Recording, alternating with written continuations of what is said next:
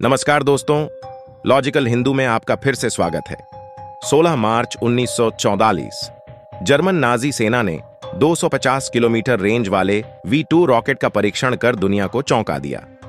20 मार्च 1924 का इसका दोबारा परीक्षण किया और यह दुनिया का पहले ऐसा ऑब्जेक्ट बन गया जो धरती के गुरुत्वाकर्षण को लांघकर स्पेस में पहुंच पाया।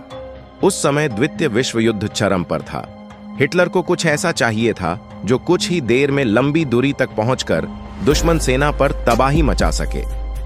V2 रॉकेट इसमें माहिर था। सितंबर महीने तक आते आते नाजी फौज ने लंदन पर लगभग 3000 V2 रॉकेट गिरा डाले। ये सुपरसोनिक गति से उड़कर लगभग 8000 किलोमीटर प्रति घंटा की गति को पकड़ लेता था, जिसे रोक पाना लगभग नामुमकिन था। V2 रॉकेट बनाने का श्रेय मशहूर German aerospace engineer Wernher von Braun को जाता है, जो बाद में हिटलर के जंग हारने के बाद नासा से जुड़ गए और अमेरिका को रॉकेट साइंस की बुलंदियों पर पहुंचा दिया। पर क्या सच में V2 रॉकेट और उसके आगे की स्पेस तकनीक का पूरा श्रेय वर्नर ब्राउन को जाता है? जर्मनी के एरोस्पेस इंजीनियर्स ने लगभग 1930 से ही रॉकेट टेक्नोलॉजी पर काम शुरू कर दिया था। लाख कोशिशों के बावजूद जर्मन वैज्ञानिक एक दिक्कत से पार पाने में असमर्थ थे। वो दिक्कत थी रॉकेट के फ्यूल को एक निर्धारित मात्रा में कैसे जलाया जाए कि रॉकेट अपने तय टारगेट पर पहुंच सके। उस समय जब भी टेस्टिंग रॉकेट को लॉन्च किया जाता, वो या तो बीच में ही बम की तरह फट जाता या फिर एक साथ इतना ईंधन जला लेता कि रॉकेट अपने तय टारगेट तक ही नहीं पहुंच पाता था। ये समस्या काफी जटिल थी। इससे जर्मनी को काफी नुकसान भी उठाना पड़ रहा था। उस समय हिटलर सनातन धर्म के वैदिक लेखों से काफी प्रभावित था, इसलिए उसने उस समय के संस्कृत स्कॉलर दंडी भटला को भारत से जर्मनी में आमंत्रित किया। दंडी भटला की तस्वीर आज भी जर्मनी की फ्रैंकफर्ट यूनिवर्सिटी में लगी है। दंडी भटला यजुर्वेद और अथर्ववेद के अलावा ऋग्वेद के भी अच्छे झाता थे, और झाता ही नहीं, उन्होंने हमारे वेदों में दी गई तकनीकों पर आधारित कई प्रैक्टिकल एप्लीकेशंस भी बनाई थी।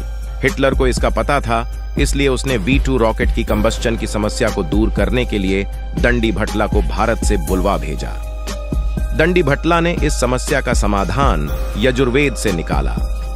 दंडी भटला ने रॉकेट के कंबस्चन अपार्टमेंट के पास एक और चैम्बर जोड़ दिया, जिसमें उसने लिक्विड ऑक्सीजन को डाल दिया। उस लिक्विड ऑक्सीजन की मदद से अब कंबस्चन अपार्टमेंट में अब ईंधन एक तय मात्रा में जलने लगा। लिक्विड ऑक्सीजन चैम्बर को आग से बचाने के लिए एक इंसुलेटेड चैम्बर भी बनाया गया। अब रॉकेट बिना फटे बिंदास उड़ रहा था। अब हिटलर खुश था। द्वितीय विश्व युद्ध के बाद दंडी भटला को जर्मनी में ही रुकना पड़ा। उस समय वह भारत में रह रही अपनी पत्नी को 300 रुपए महीना भेजा करते थे।